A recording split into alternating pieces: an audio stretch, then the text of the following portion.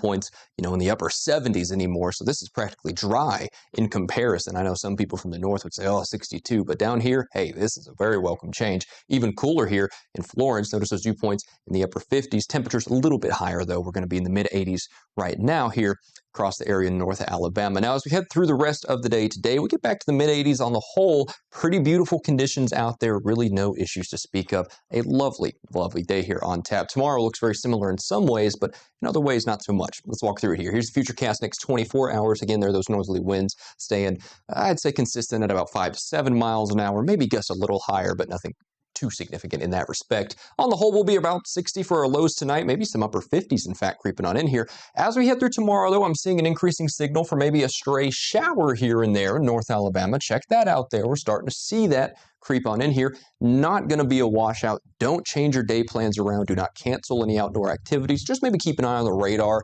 again, especially in North Alabama. But even still, it's just a stray shower. I don't expect too much from that at all. Most of us will stay dry. Highs in the mid 80s once again. So today and tomorrow both look relatively nice, all things being equal.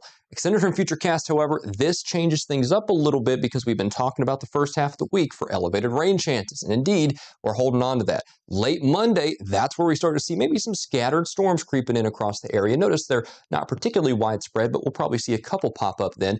It's going to be Tuesday, notice here, Tuesday and into Wednesday, where you start to see that kind of centered up on top of us here for those best shot at scattered showers and thunderstorms more widespread across the area. As we head towards the end of the week, that front moves on through, maybe a few still scattered by Thursday, but I think the main story will be those temperatures staying well below average by the end of the week. So let's watch there that first half of the week for scattered thunderstorms, maybe even widespread thunderstorms. We'll let a few more model runs come in before we start calling it a total washout there, but still, I would say it's pretty safe to say Tuesday and Wednesday will be pretty wet. Let's keep an umbrella on hand both days here. And honestly, I think we'll pick up maybe a ½ to 1 inch of rain on the whole. We could use that. We have a few drought conditions popping up across the western portions of the area. In fact, tune in here later this evening and into tomorrow morning. I'll discuss that drought in a little more detail. Notice a really nice pattern coming in after the fact, after that front moves on through here.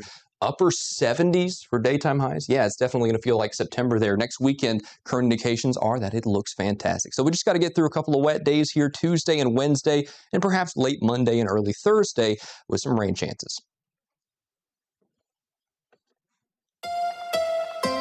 You're watching the Tennessee Valley Weather Channel.